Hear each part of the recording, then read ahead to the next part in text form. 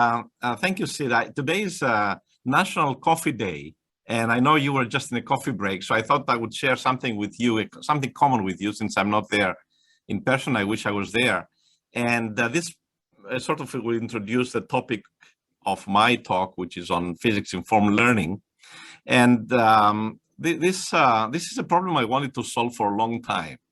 I drink a lot of espresso, and I was always wondering what is the pressure field and the velocity field over my espresso cup. And finally, I convinced this company, LaVision, a German company. It's not a trivial experiment. They did a Schlieren photography 3D, tomographic 3D, and they gave me basically what it is, a density gradients of the plume. And the question is, how can you go from that to infer the velocity field and the pressure field, since you don't know anything about the boundary conditions, anything that will make this problem a well-posed problem. But the point is, all real-world applications are actually ill-posed problems. Nobody will give you the flow around an airplane in order for you to simulate it. So we have to adjust what we've been doing comfortably, certainly in applied math, but also in engineering. And that's sort of my motivation of in the last few years, how to come closer to applications, given what they have. We cannot tell them, collect data for me so that I can simulate this or infer or make a forecasting of weather. So physics-informed learning is something that, of course, help you to improvise for the lack of additional data. This is not a new concept. Actually, we submit a proposal to the Department of Energy before the Trump administration. It was more like 6 years ago. I proposed something to the Department of Energy. Of course, it was rejected the first year. The second year, it was accepted. And this is a major consortium. I think at the time, it's on mathematics of machine learning, but at the time, I think it was the biggest concerted effort on applying AI to science and engineering.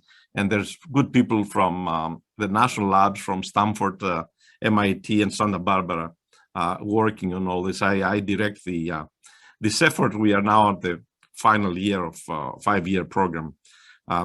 So what we are trying to do here is not to replace what we've been doing for a long time, namely a case where we know all the physics and we have the data and so on. What we're actually looking at, and this is the coffee, espresso coffee application, is we know some of the physics. We have some data. It could be imaging data, it could be point measurements, could be multi-fidelity or multimodality data. All the data are noisy at some level. And we're trying to make inferences of velocity fields, of stresses, of forces, of paths, and so on. So in this context, I will talk about physics-informed neural network. There may be also very complex systems for which we don't know the physics at all, like in social dynamics and human dynamics. In that case, we don't have physical laws yet, but we can still make progress. If we regress the system, if we simulate the system, if we learn the operator, that black box operator, and I will talk a little bit about DeepONet in that context. So physics-informed neural networks, PINNs, was introduced actually 5 years ago. Took a while to publish the paper, because this paper, which is now the most downloaded paper, had several rounds of rejections, as usually in our field. That's what happens. And the reason was rejected because of very, very simple concept. It's a very useful concept. The industry likes it, but it is a very simple concept. So we have a neural network here. We're trying to infer U, which is a function of X and T. And so given X and T, we're trying basically to find these connections here, which are weights and bias. That's a sort of primitive neural networks that we use now. And of course, if you have a lot of data, by having this mismatch in the velocity versus the predicted velocity from the neural network, you can iterate back using TensorFlow to compute all the partial derivatives and so on. So that's basically 10 lines of code, very simple to implement. However, we don't have a lot of data in science and engineering, so we know that you, however, could satisfy some conservation law here, for example, nonlinear parameterized, and I emphasize parameterized conservation law, and then of some form. This is nonlinear Schrödinger equation in 1D, but we want f to be 0. Okay, so this neural network, which is now inside this differential law, f has to be 0. F is the residual, so we have something else here that we can add to the loss function. So then I take a linear combination of lambda data plus lambda of physics. These are lambdas are my weights, and I have my loss function, which I optimize with some off-the-shelf what is done in commercial machine learning. One more thing to add here, if you have not seen this, we don't need any grids, we don't need any meshes. We simply take the derivatives of the neural network with automatic differentiation. So we construct any operator like that using automatic differentiation. So as I said, it's the simplicity and somewhat its effectiveness is why people were attracted to it. It's not really the sophistication.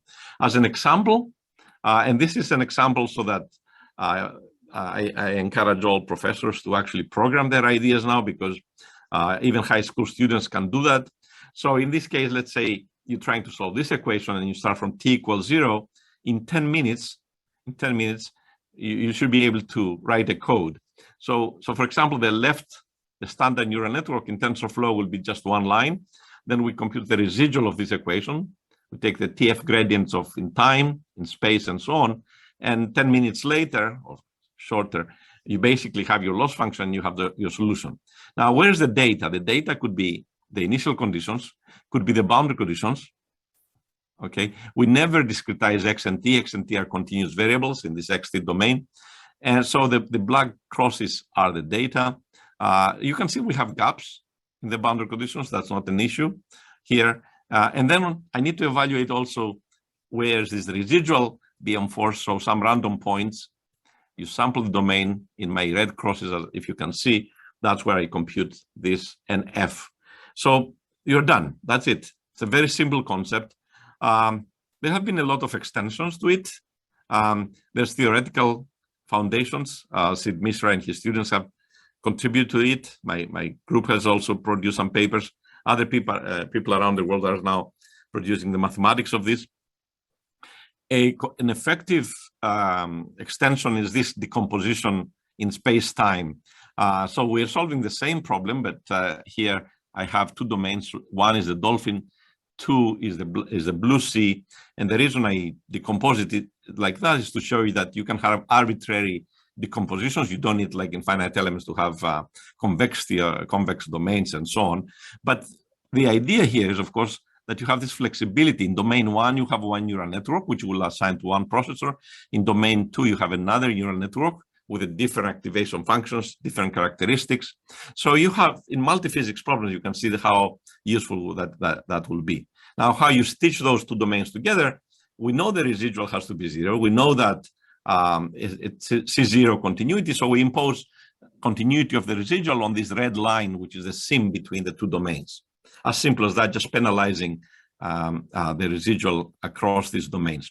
Clearly, this can be done parallelized, so now you can have parallelizations in time, which in many problems in engineering, as you know, it's impossible to parallelize in time. There are algorithms like parareal and so on, but these are very fragile algorithms. We're talking about robustness for real applications. So when should we decompose the domain and when we shouldn't decompose the domain? It's not always from the approximation point of view, for example. It's not clear that decomposing the domain will be better because you may have less data. So in this more recent paper, which I have down here, we actually do some analysis using the so-called Baron spaces, and we introduce a metric. We generalize the Baron spaces to not just two layers, but a sort of a recurrent formula to define a Baron space for deep neural networks. And we introduce metrics which will tell you when, a priori, when would you is better off to decompose or not, and so on. So there's of course there are other methods like similar, inspired by the a posteriori refinement in finite elements, also one can introduce this here. There are some other, the community, as I said, has sort of accepted this, and actually they develop great things which go beyond the original idea. So let me mention the clever Ulysses. I gave a talk at Texas A&M last week. So clever Ulysses did something like introducing these weights. So this is my loss function. So it could have boundary conditions. It would have initial conditions. It would have penalize the residual, as we said, and you can see here on the right, this composite neural network. The question is, how do you choose these weights? And these weights turn out to be very, very important, how you balance data and physics and boundary conditions and so on. What clever Ulysses did is to introduce those weights at every point in the domain as trainable parameters. Of course, they will add to the weights and the bias that you have, but these are actually not that many compared to the parameters of the system. So it turns out that you accelerate convergence big time, as well as you increase the accuracy of these methods. So for stiff problems, boundary layer, propagating fronts, this is the way to do it. And you can see, in fact, in this plot here, this is the physics of the problem, and this is what's called the Bud-Boussinesq equation.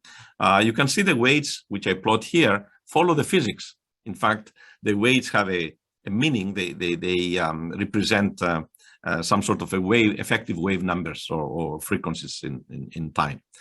So that's a simple, again, this is a very simple implementation, a couple of lines of code change, but very effective in real life. More sophisticated, we've also been working on other topics, more like on the neural network side. For example, we introduced in a series of papers these adaptive activation functions. Now, in the classical neural networks, every neuron will fire at its own at the same rate.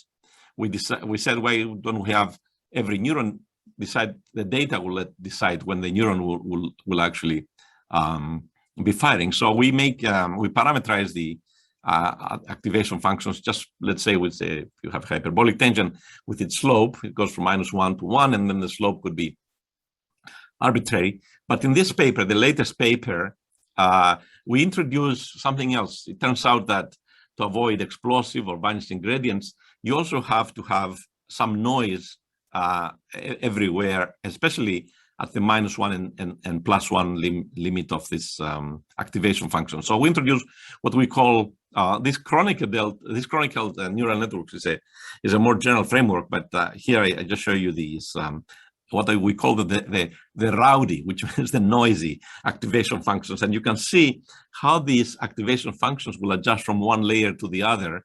And this is a case of if you have, let's say, electromagnetic problems where you have huge disparity in frequencies or high frequencies.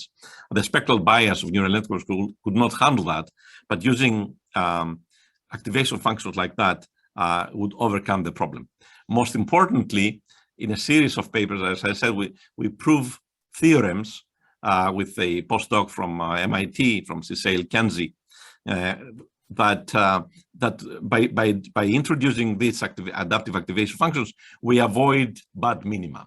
And that's, of course, very important because you're not trapped forever in this bad minima where you have what's called the plateau phenomenon. But as I said, now there's interest from everybody. In fact, recently I hosted this high school student, Jeremy Wu is a high school student from St. Mark's School of Texas, who took time from his very busy schedule between English course and his math class to give a talk to my group about GPINN. GPINN is a gradient enhanced pins that he introduced. He wrote a 40-page paper solving this type of problems. But he introduced, in addition to what we did before with the loss function, he introduced also gradients, as you can see here.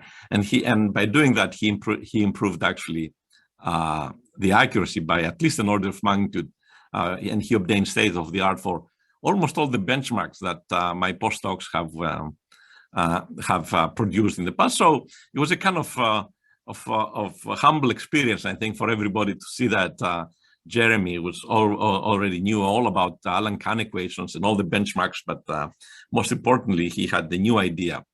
As I said, the implementation is simple, but you can see now why this is becoming popular.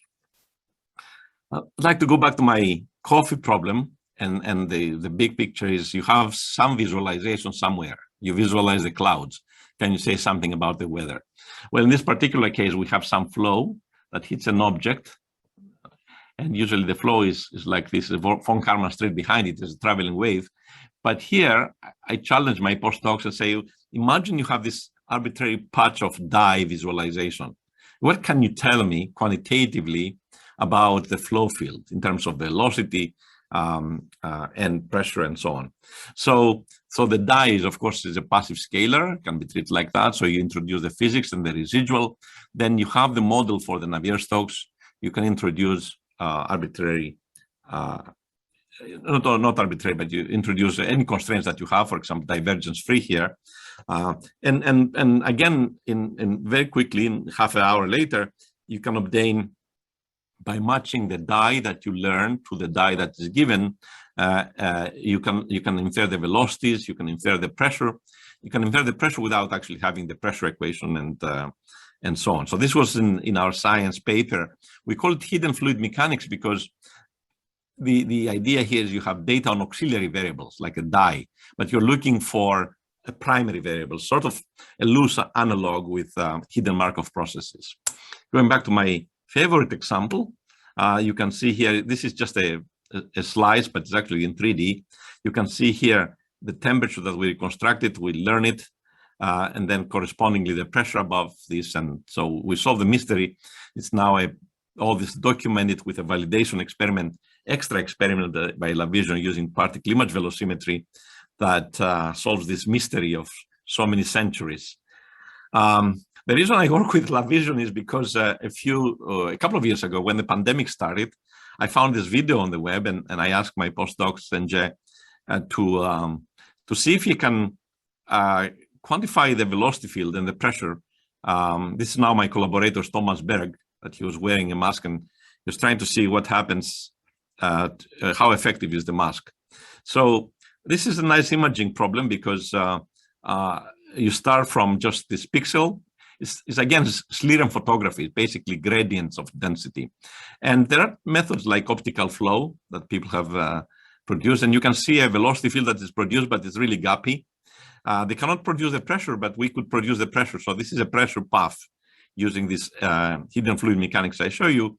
And of course, we produce the velocity field consistent with the divergence-free constraint, the momentum conservation, and so on. So in fact, you can quantify and come up with some conclusions, useful conclusions for this type of application, starting again, working with a totally ill-posed problem. I don't know anything else, just a video or YouTube video. How can I quantify this? This imaging and this kind of data could be useful not just in the context of fluid mechanics, in context of solid mechanics, in context of non-destructive evaluation of materials. So we work with a big center at Edinburgh, where they have these robots that go around and collect data from specimens. Some of these some of the specimens come from gas turbine blades, which, as you can see here, they could be composite, they could be alloys of nickel and so on. So different species. So I want to show you what do we do with that and how useful this could be in application. So I don't know if you can see in these images, but this is a real test with a nickel alloy, nickel alloy, and it has a surface crack, a tiny surface crack, which of course you don't know a priori where it is. So you have ultrasound that will hit that crack and will create this diffraction pattern. Okay, so that's all you have to do. And this was actually a DARPA hackathon project for 12 teams. The surface acoustic waves we emit are 5 megahertz, as you can see, at different angles. And the objective is, of course, to quantify, to find where the crack is, how big it is, and exactly quantify it. Now, I have to say that all teams complained that they didn't have enough data. We actually used, I will show you the data, but we only used 10% of the data. We used 10%, we didn't need 90% with this discard, or we could validate, use the 90% of the data validate. Usually it's the opposite, right? You sort of use 90% and you have 10% for testing. We did the opposite. The reason we did the opposite is because we introduced physics-informed learning. We introduced not just the data, which will be a video of the ultrasound propagating through. We also introduced the propagation of velocity, and this, if it's homogeneous medium, of course, the sound speed is constant. We made here the sound speed a function, and then we assign to it a neural network. So this is the usual PINN up here. In addition to this, we have a separate neural network that we train in parallel, which is this unknown function. If I know if I find the parameters theta for this, then I know C of xy. If I take C of xy equals 0, that's exactly the contour of the crack.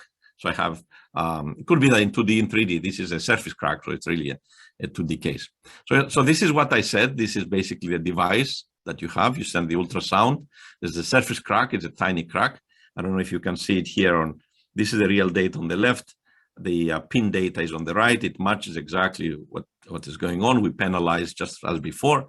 And then you can see up here, this contour right here is the Cx equals 0. So we can actually identify this crack very accurately and very quickly.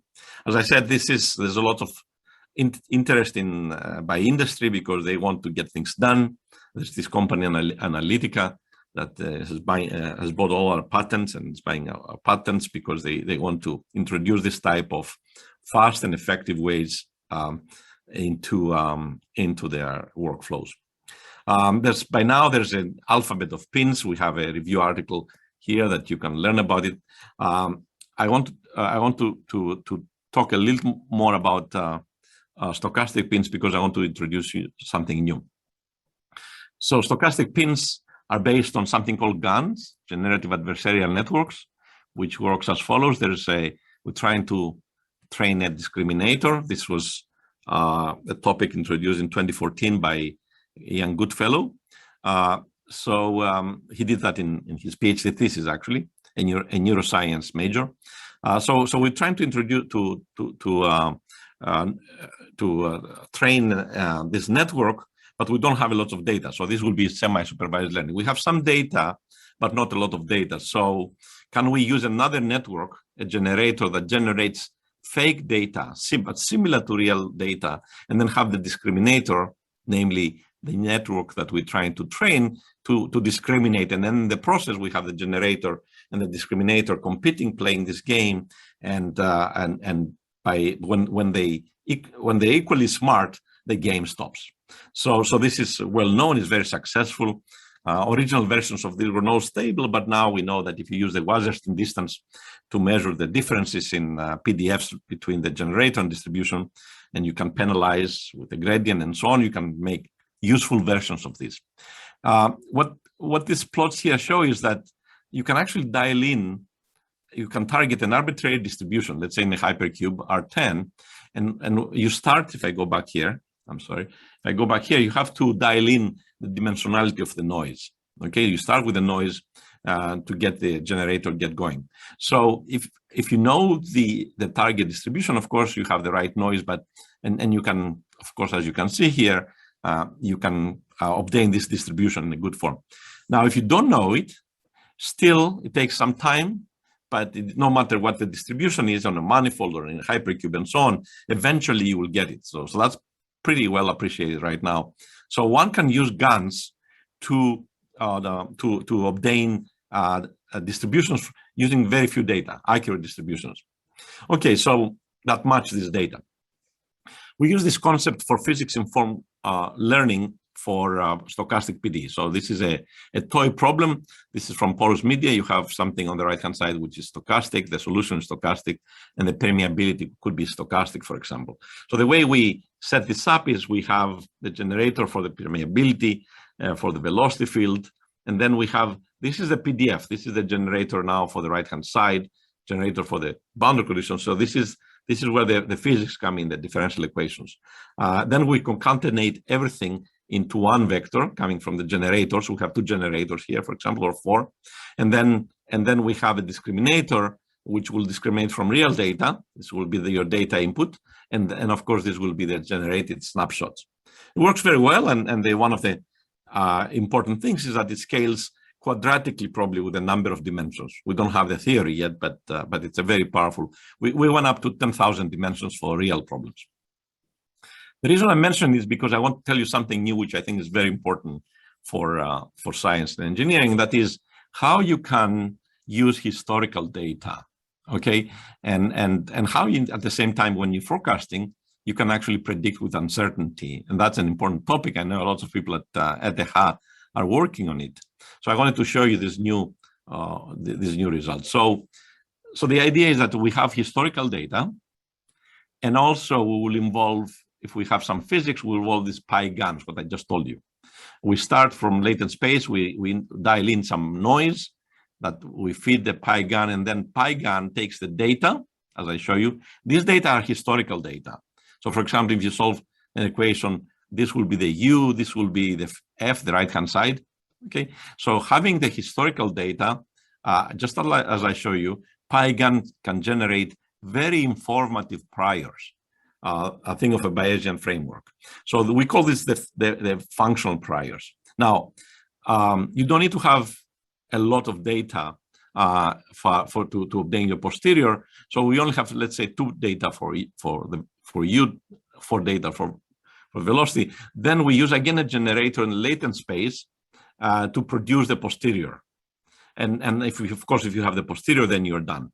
So this way you can make you can forecast. You can make predictions based on very few data. Here's an example which I find actually astonishing, the fact that we can solve this equation, the inverse problem.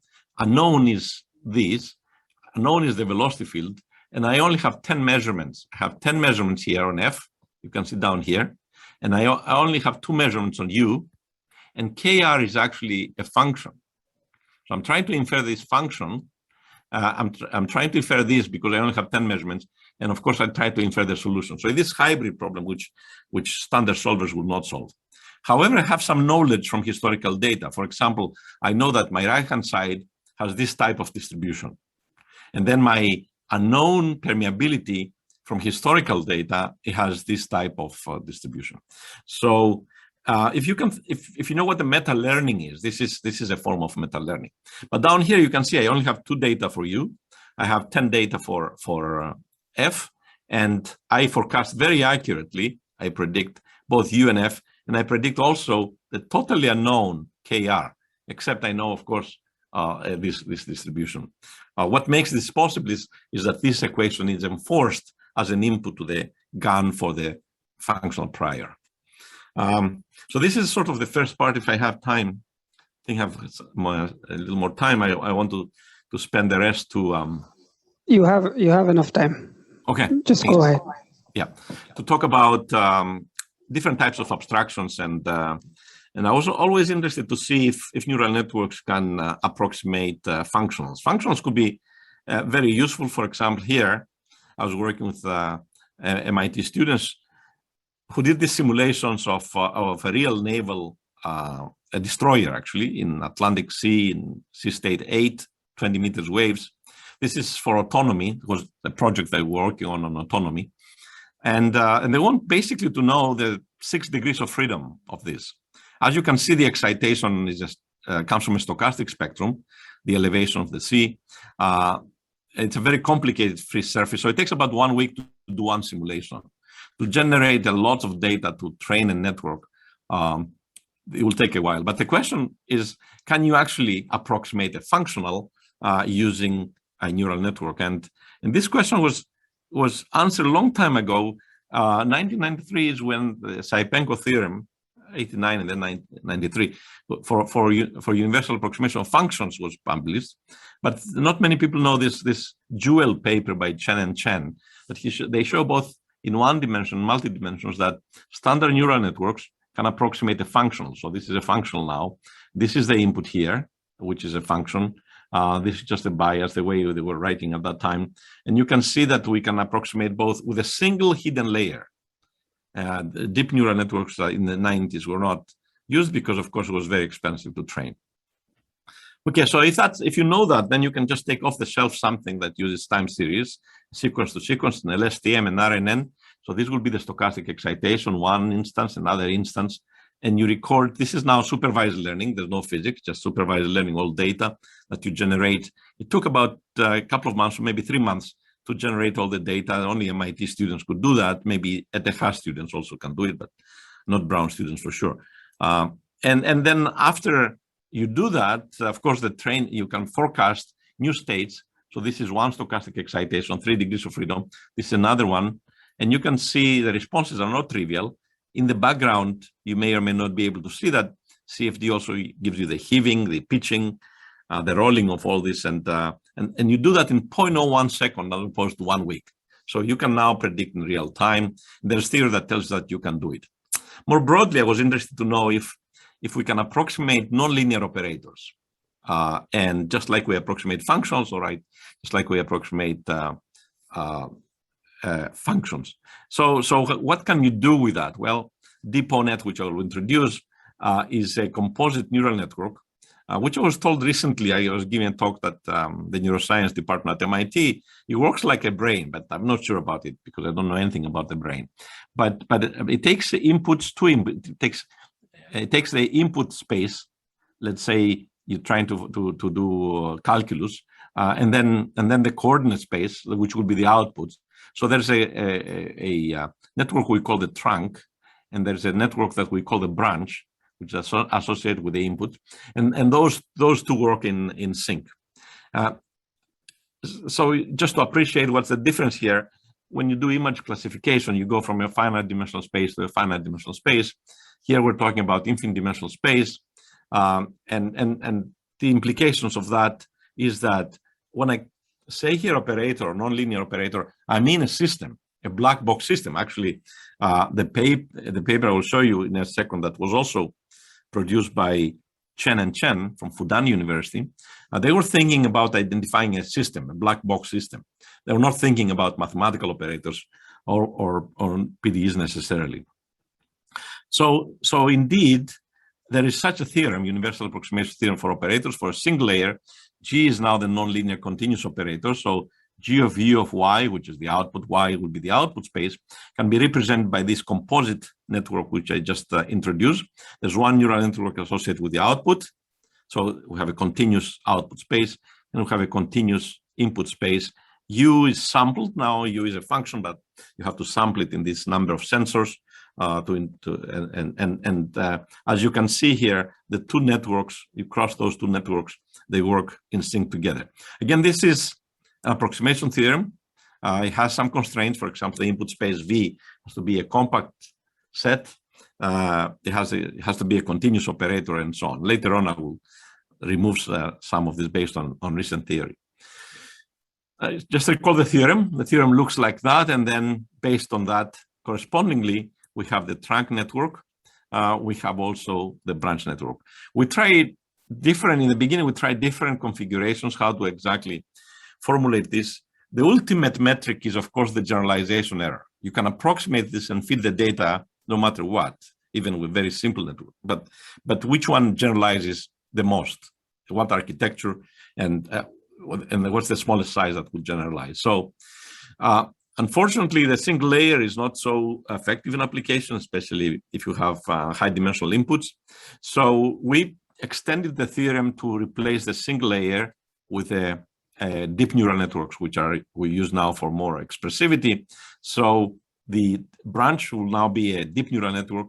The trunk will also be a deep neural network, and the approximation theorem also applies here. So again, what do we have here? We have U. We try to map into a G of U, and we take lots of functions. We observe the output in a supervised learning setting, and then after we train the network, you give me a new excitation, a new forcing. Can I find the output, which will be a three-dimensional stress field, for example? Schematically, in panel B, what I have is I have these points. So I characterize my inputs very well. Let's say 100 points for one dimensional function, but the output can be only observed in a couple of points. In other words, this is where the expensive part is, because you have to do the experiments or the simulations. You don't need to, if you characterize your input well, you don't need to do lots of experiments. That's what the experience shows as empiricism. So here's a simple example. Can we train this, do integration or Laplace transform? So if I take this integrand here, I want to map it to integral s of x. X is in some interval. It could be actually from 0 to infinity, in which case although that's not a compact system, but it will work. So I take 10,000 u, and I observe s at only one point every time, not at lots of points. And it turns out that this works well. If you plot the mean square error versus number of iterations, goes down to acceptable levels, 10 to minus 5. And here on the right, I plot, I compare different. This is the one that I introduced. This is another version of DeepONet, and with bias, no bias, and so on. The idea is you want this gap between blue and red to be small, because that's your generalization error. As you can see, a standard feed-forward neural network, it has a larger error. In the paper, we look at 16 cases, and it's all experiments. I will skip this kind of mathy. But let me show you that this example, which could be let's say, a stochastic PD with correlated noise. We want to map B of x to y of x omega. Okay, so B of x in general is a very high dimensional distribution, and one can do that also using GANs, for example. But here we just have 5 dimensions to represent with the Karniadakis this B of x as correlated input. Now, what we do is we modify the input to the network, to the branch network, as you can see here. And then the output space is not just the physical domain, it's also the parametric domain. So it's n+1. In this particular case, we have 6 dimensions, the output. So this, with some training, relatively fast, you can get not just the statistics right, but if you choose if you fix the seeds, you can see I have 10 different samples. And I compare with other solutions, conventional solutions, Monte Carlo and so on, of this equation. You can see that you can actually track the trajectories of the solution. That brings me to kind of a summary. This is some great work that was done at MIT, sorry, ETH, the MIT of Europe, I should say, ETH, by Sid and Samuel, his student. And here I have summarized their main contributions. One is that one thing we observed in our experiments is that we actually get exponential convergence if the network is great in learning.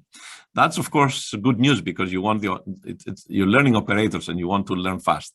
And indeed Sid and Samuel confirm that theoretically. They also track all the errors, namely the error in the branch where you do the projection and then the approximation, the error in the trunk where they do will do the reconstruction. Moreover, they could extend the theorem so that we don't require to have compact spaces, and in fact we don't require to have continuous operators. You can introduce with some mild assumptions, you can go to measurable, and you can have these continuous operators, which is very useful in practice. There are some other useful and practical, say theory is a very practical tool, and this is the case with this almost 120 papers, I think, pages, 113 pages, I think, of this paper. But one of the other points is that this random sampling of the input space is actually almost optimum. That's very useful. DeepMind pay attention to this DeepONet, and they actually realized something that I always wanted to do, and I'm glad they wrote this 2-pager to say that DeepONet can actually use both experimental data and simulation data, but it can be trained to also for social dynamics, that we don't have conservation laws. After you train offline, DeepONet is blazingly fast. That's what Quantum Magazine independently said. You know, this is all fine. I don't like too much the hype, but I want to show you some speed up numbers that we did for real cases which I believe, since we did this as an ongoing project from DARPA. So we're looking at electroconvection problem, which has 6 different fields. it's multi-physics. We had 3 orders of magnitude for scale. The accuracy we obtained was 10 to the minus 3 with the norm 1, and we obtained 10,000 speed up compared to standard CFD solvers, state of the art. In hypersonic, where we have chemistry, we were able to obtain 100,000 times speed up compared to CFD solvers and so on. We're not the only ones who are interested in this. I've seen lots of talks now on operator inference, operator regression. There's a great paper by people from Caltech, my collaborator Andrew Stewart, and other teams there, or computer scientists. So they introduce Fourier transforms and Green's functions and so on in solving PDEs, something they call Fourier neural operator. So recently, we undertook this tedious job of comprehensive and fair comparison on these 2 operator regression and we had to introduce several extensions, both for DeepONet and FNO. But based on fair data, this data will make it available to the public. Everybody will have this so they can reproduce. So we have 17 different benchmarks. I'm not going to go through all, but I just want to show you something because there was an article in MIT Technology Review that praised FNO, and they said that this is the best thing that ever happened. They solved the problem of turbulence and so on. So one of the tests that we did is something I would do in aerodynamics. We take a waveform like this. Oops, sorry. Like here on this one is a square, and we advect it, linear advection. And if you see the results for FNO is 50% error. Standard DeepONet will give you 0.3% error. Now, with some extensions that I don't have time to talk about here, we were able to reduce the error to 10% or even 0.6%. There are other problems, more real problems I want to show you, and this is my ongoing project with, it's a hot topic, maybe not in Switzerland, but in the United States. Just yesterday, North Korea launched a hypersonic, one of these guys. DARPA is very eager to solve this problem, and we are lucky to get funding to do this. But what you see here on the bottom is a simulation transition on the hypersonic boundary layer, where, of course, the properties are very much depend on the temperature.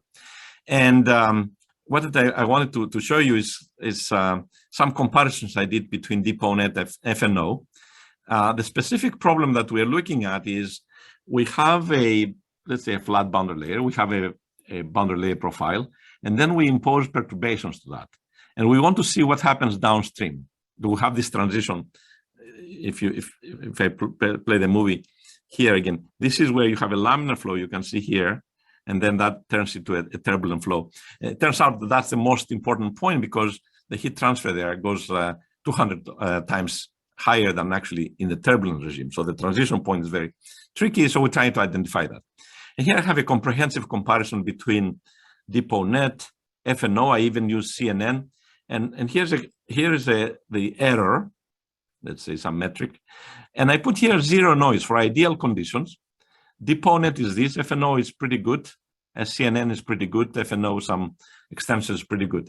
The moment you put some noise here, and of course there's always noise in these real problems, you can see the robustness of DeepONet, but you can see what happens with FNO. FNO explodes, CNN, which is pretty good and fast, actually explodes. So it's very important to realize that robustness is something that we need, especially for real-world applications. Sterilize problems and Mickey Mouse problems, I've done a lot like that in my 35-year career. So I know the dangers of being happy with just this type of thing. So I want to finish this unit with something which is interesting and caught the interest of the Undersecretary of Defense for Science and Engineering last week. DARPA wrote a memo to them to tell them about this type of activity. So what we have here is kind of, we don't have access to any of this, but so we were working with sort of mock-up problem. So they gave us this problem where you have these sensors, like a bunch of sensors for pressure on the surface. Okay, so what can you say literally on the fly about reconstructing the three-dimensional flow. So you can see here, this is my data. So I start with my data, and offline, if I train an inverse DeepONet, I can find the inflow conditions. Okay, if I find the inflow conditions, now I use the forward DeepONet. This took a couple of months, of course, to train offline, maybe a month, just generating the data, not so much the optimizing the network. So now, so this takes a 0.01 second. Okay, then after that, I have now the inflow, I have the geometry, I run my forward DeepONet, which is trained for this type of conditions. Of course, these are unseen data. And in other 0.01 seconds on a single GPU, I can predict this transition that I told you. And of course, I match the data that I have. But now I have full velocity fields, temperature, and pressures, and so on, which is impossible to have in real world conditions. So you have to do it with just a few data, like 8 sensors, 5 sensors, and so on, at Mach numbers of the order of 10. And I have the last example is here to show you something recent that we did. How do you train this DeepONets? You can actually combine the first part I talked about, the physics informed, and the data that you have. And this is an example of a crack propagation. Solid mechanics, you can see the setup here. We use these phase fields that we have the right energies and so on. I will not bother you with all the details, but if you're familiar with the subject, you know that it's a very tricky subject. You start with some initial distribution of the crack, and you want to see how it propagates. So we generate data, and also we have the equations, but we like the equations to be, for obvious reasons of regularity, in a integral form. So now that's why I call the variational PINN will go into the loss functions of the DeepONet, and in addition, I will have some. This is too messy to explain, but basically, my loss function will have the physics part now only in the training, during the training period. During the prediction, I will only make predictions without training. That's the idea of DeepONet, and so I weight that with data. So I have some data, some trajectories, some historical data, some simulated data, and I have also the physics that goes in. So this way, I don't need hundreds of simulations. I need probably 10 simulations to improvise what I have with physics.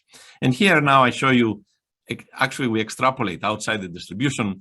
We start with different initial cracks here, and by increasing the number of samples in the physics, you see that we can get pretty good errors compared to the truth solutions.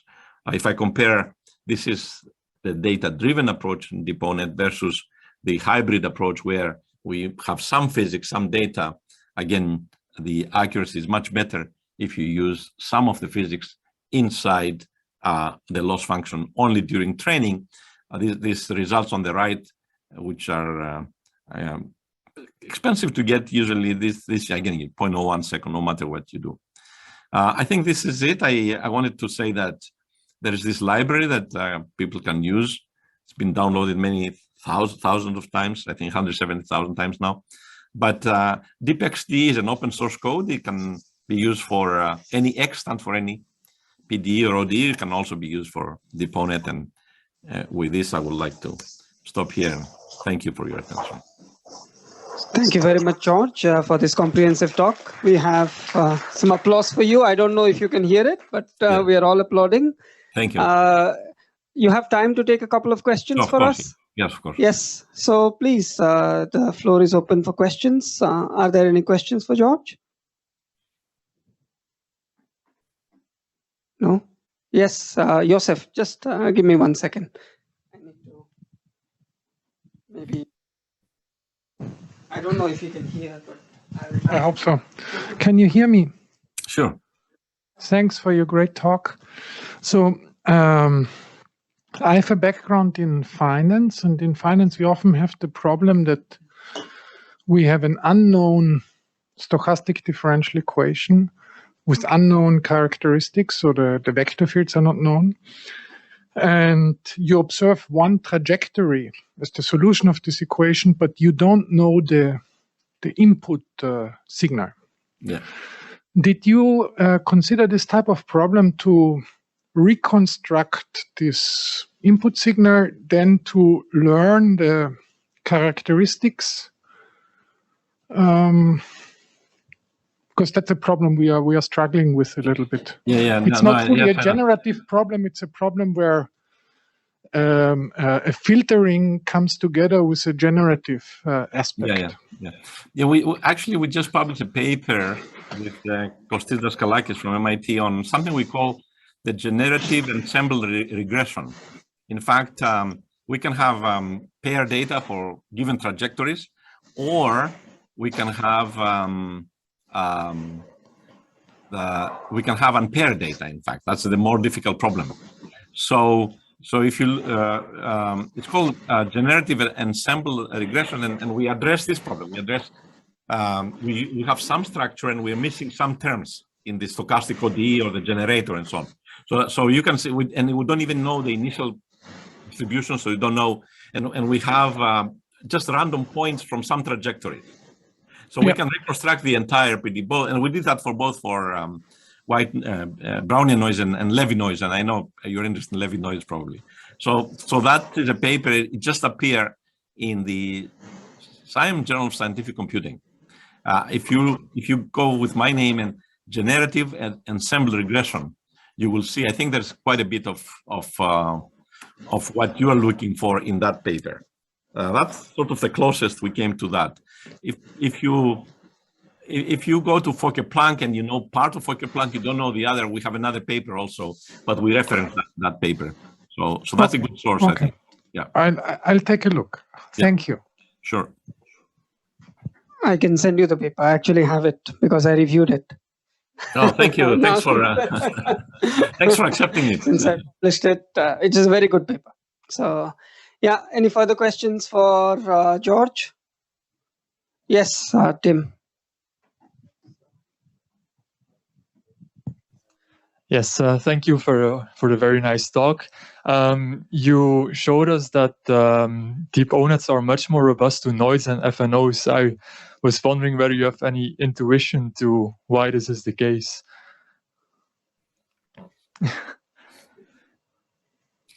Maybe the Fourier method that they use, they rely too much on the Fourier method in the FNO. I'm not exactly sure. I know that Fourier methods don't handle noise for sure.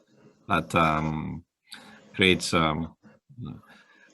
kills the regularity. It's a little puzzling actually how FNO works, and I know Sid has published a paper together with some of the authors of the FNO, the theoretical paper, but I cannot tell you, I cannot pinpoint and exactly because we haven't analyzed it. We just got the results, and CNN, the same thing for CNN actually. It was surprising that CNN breaks down so quickly. Maybe if there's some regularization that you have to do, but although we try actually, but I do have the same question myself. Maybe it's a very good question to think about now. Yeah. Since we studied both FNO and DeepONet, I don't have enough. It puzzled me also. I don't. Maybe Samuel knows this. So it's sort of very puzzling. Do you have another question for George? No. Perhaps, we have been sitting here in this room for a long time. So now, thank you again, George. Thanks a lot for your talk, and we really enjoyed it. And hope you come to ETH soon, because you have called us the MIT of Europe. No, not because George has been a frequent visitor here and an old friend of ETH. So we welcome you back as soon as the pandemic allows us to. So thank you very much. Again, okay, take care. Let's give him a big round of applause. Thank you very much. Okay, so I think we are done with our